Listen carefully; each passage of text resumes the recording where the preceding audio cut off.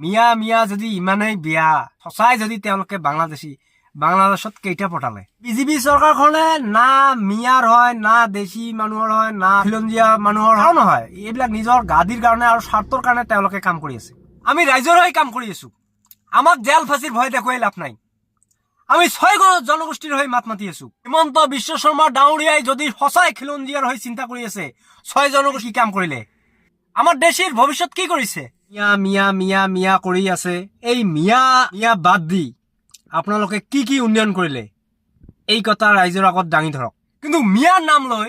খিলঞ্জীয়া লোকবিলাকক হাৰাশাস্তি কৰি আছে আজিমুল হক ডাঙৰীয়াক অতি শীঘ্ৰে যাতে মুক্তি দিয়ে অসম চৰকাৰে আৰু যদি মুক্তি নিদিয়ে আমি ধুবুৰী জিলা ছাত্ৰ মুক্তি চৰম সমিতিয়ে কৃষক মুক্তি চৰম সমিতিয়ে গণতান্ত্ৰিকভাৱে ভয়ংকৰ তীব্ৰতৰ আন্দোলন গঢ়ি তোলে বিজেপি চৰকাৰখনৰ তেওঁলোকে কি কাম কৰিলে এই 10 বছৰত অসমত তেওঁলোকে ৰাজহুৱা কৰিব লাগে তেওঁলোকে তাকেই নকৰি মিয়া মিয়া কৰি আছে আৰু মিয়া মিয়া মিয়া যদি ইমানেই বেয়া সঁচাই যদি তেওঁলোকে বাংলাদেশত কেইটা পঠালে তেওঁলোকে বিজেপি চৰকাৰখনে শিক্ষাৰ ক্ষেত্ৰত কি কৰিলে এই আমাৰ মুখ্যমন্ত্ৰী হিমন্ত বিশ্ব শৰ্মা ডাঙৰীয়াই আজি 25-30 বছৰ ধৰি তেওঁ শিক্ষামন্ত্ৰী আছিলে স্বাস্থ্যমন্ত্ৰী আছিলে এতিয়া মুখ্যমন্ত্ৰী হয় তেওঁ অসমৰ বিষয়ে কি কাম কৰিলে অকল লোন লৈ অৰুণোদয় এইবিলাক আঁচনি দি আছে অথচ এই লোনবিলাক আমাৰে ভুগিব লাগিব প্ৰতিজন নাগৰিকৰ মূল্য বৃদ্ধি হৈছে অসমৰ ৰাইজ এইবিলাক চিন্তা কৰিব লাগে কাৰণ আমি আজি 200 টকাত মিঠাতেল খাবলগীয়া আছে ডিজেলৰ দাম 100 টকা পেট্ৰলৰ দাম 100 টকা এইবিলাক কথা চিন্তা কৰিব ৰাইজ কিন্তু আমি দেখা পাইছো যে এই বিজেপি চৰকাৰখনত মিয়াবিলাকে যদি বিজেপি কৰে তেওঁলোকে ভাল খিলঞ্জীয়া হৈ যায় বাংলাদেশী লোকেও খিলঞ্জীয়া হৈ যায় আৰু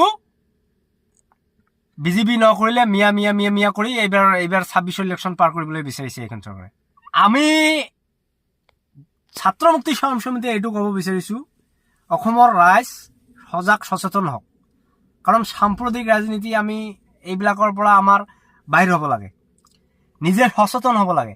আজিকালি এই ৰাজনীতিয়ে আমাক ভাগ কৰিব বিচাৰিছে আমাৰ জুবিন গাৰ্গ ডাঙৰীয়াই বহুত এখন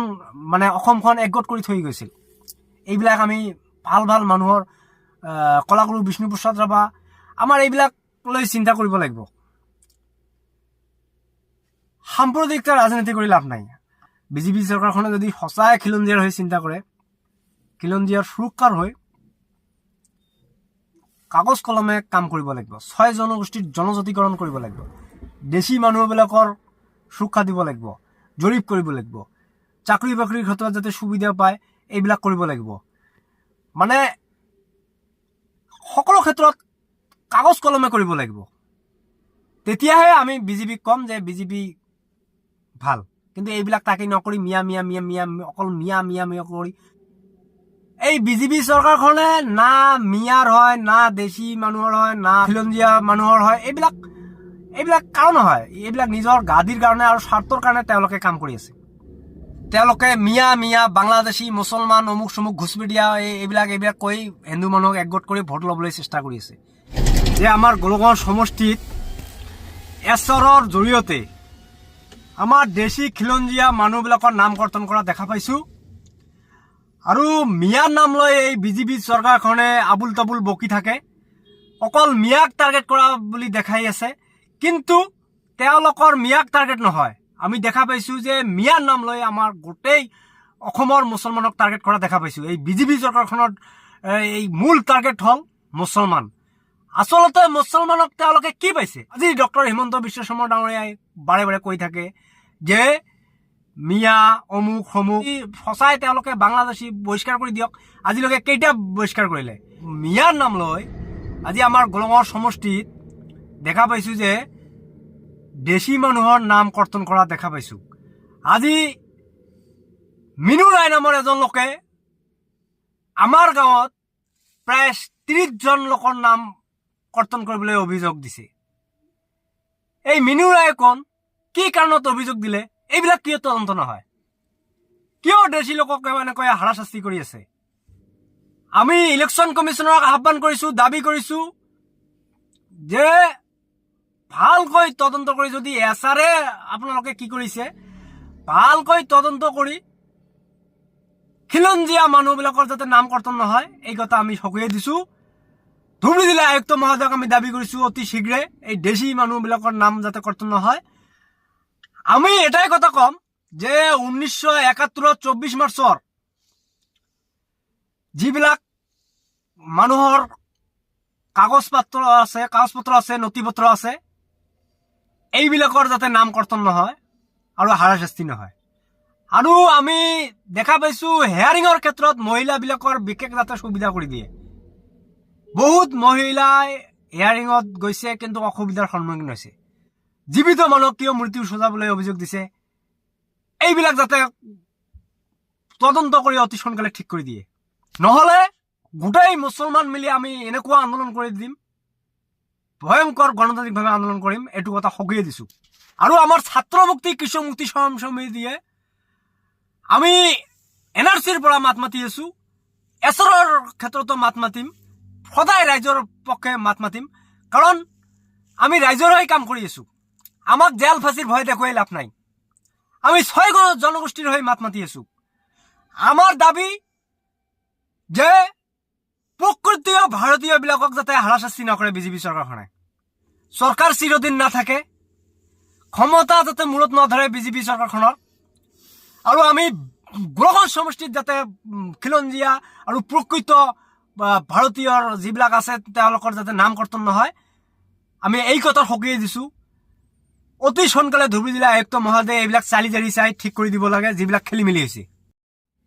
আমাৰ মুখ্যমন্ত্ৰী ডক্টৰ হিমন্ত বিশ্ব শৰ্মা ডাঙৰীয়াই মিয়া নাম লৈ কৈ আছে, কিন্তু মিয়াৰ নাম লৈ খিলঞ্জীয়া লোকবিলাকক হাৰাশাস্তি কৰি আছে। আপোনালোকে জানে নাই? মিয়াৰ নাম লৈ দেশীবিলাকক এছৰৰ জৰিয়তে হাৰাশাস্তি কৰি আছে।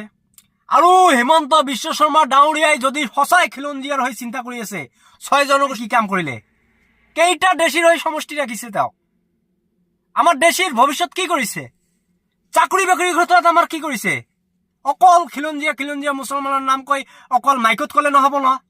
কাগজ কলমে কৰিব লাগিব। আমি দেখা পাইছো, আমি ধুবুৰী জিলা ছাত্ৰ মুক্তি সমিতিয়ে এইটোৱে কম, আমাৰ CM ছাৰে যাতে মিয়াৰ নাম লৈ আমাৰ দেশী খিলঞ্জীয়া আৰু যিবিলাক খিলঞ্জীয়া মুছলমান আছে তেওঁলোকক হাৰাশাস্তি নকৰে আৰু কি নকৰে, অসন্মান নকৰে। আমাৰ অধিকাৰ যাতে নিজৰ হাতত থাকে, আমাৰ জাতিটো জনগোষ্ঠীটো কেনেকৈ আগবাঢ়ি লৈ যাম সেইটো লৈ যাতে চিন্তা কৰে। কিন্তু সেই চিন্তা নকৰি অকল মিয়াৰ নাম লৈ আৰু দেশী খিলঞ্জীয়া লগাই তেওঁ এটা কি কৰি আছে, মানে পলিটিক্স কৰি আছে। যদি সঁচাই দেশীৰ হৈ কাম কৰে, সঁচাই খিলঞ্জীয়াৰ মুছলমানৰ হৈ কাম কৰে, তেওঁ জৰীপ কৰিলে হয়, আমাৰ দেশী খিলঞ্জীয়াৰ হৈ সমষ্টি কেইটা ৰাখিলে হয়, আৰু বহুত চাকৰি বাকৰিৰ ক্ষেত্ৰত আমাৰ সুবিধা কৰিলে হয়। কিন্তু আমি দেখা পাইছো যে এইবিলাক সুবিধা কৰা নাই, অকল মিয়া কৰি আমাৰ গোটেই অসমৰ মুছলমানক তেওঁ টাৰ্গেট কৰি লৈছে, আমি দেখা পাইছো। আমি ছাত্ৰ মুক্তি সমিতিয়ে বিজেপি চৰকাৰখনক কব বিচাৰিছো যে এই আপোনালোকে মিয়া কৰি আছে, এই মিয়া বাদ দি আপোনালোকে কি উন্নয়ন কৰিলে এই কথা ৰাইজৰ আগত দাঙি ধৰক। আমি ধুবুৰী জিলা ছাত্ৰ মুক্তি সমিতিয়ে দাবী কৰিছো, আমাৰ ধুবুৰী জিলা কৃষক মুক্তি সমিতিৰ সভাপতি নাজিমুল হক ডাঙৰীয়াক অতি শীঘ্ৰে যাতে মুক্তি দিয়ে অসম চৰকাৰে, আমি দাবী কৰিছো। আৰু যদি মুক্তি নিদিয়ে, আমি ধুবুৰী জিলা ছাত্ৰ মুক্তি সমিতিয়ে কৃষক মুক্তি সমিতিয়ে গণতান্ত্ৰিকভাৱে ভয়ংকৰ তীব্ৰতৰ আন্দোলন গঢ়ি তুলিবলৈ বাধ্য হম, এই কথা আমি চকিয়াই দিছো। আৰু আমি ৰাইজৰ পক্ষত সদায় আছো। ছাত্ৰ মুক্তি আৰু কৃষক মুক্তি সমিতিয়ে সদায় আপোচবিহীনভাৱে ৰাইজৰ হৈ মাত মাতি আছে আৰু মাত মাতি যাব। এই কথা অসম চৰকাৰে বুজি পাব লাগে। আৰু আমাৰ কোনোবা এজন নেতাক যদি তেওঁলোকে টাৰ্গেট কৰি লয়, সেইটো তেওঁলোকৰ ভুল ধাৰণা। আমি সকলোৱে দিছো অতি শীঘ্ৰে নাজমুল হক ডাঙৰীয়াক মুক্তি দিব লাগে, নহলে গণতান্ত্ৰিকভাৱে ভয়ংকৰ আন্দোলন গঢ়ি তুলিবলৈ বাধ্য হব ছাত্ৰ মুক্তি আৰু কৃষক মুক্তি সমিতিয়ে। আমি বিজেপি চৰকাৰখনক কবলৈ বিচাৰিছো যে মিয়া কৰি এই 26 নিৰ্বাচনী পাৰ কৰিবলৈ বিচাৰিছে, কিন্তু এই মিয়া শব্দটো বাদ দি আপোনালোকে কি উন্নয়ন কৰিলে আপোনালোকে এইবিলাক প্ৰচাৰ কৰি আপোনালোকে ইলেকশ্যন খেলক জল পট হৈ যাব আপোনালোকে এই সাম্প্ৰদায়িকতা ৰাজনীতি বাদ দি মিয়া বাদ দি আপোনালোকে কি কাম কৰিলে ৰাইজৰ হৈ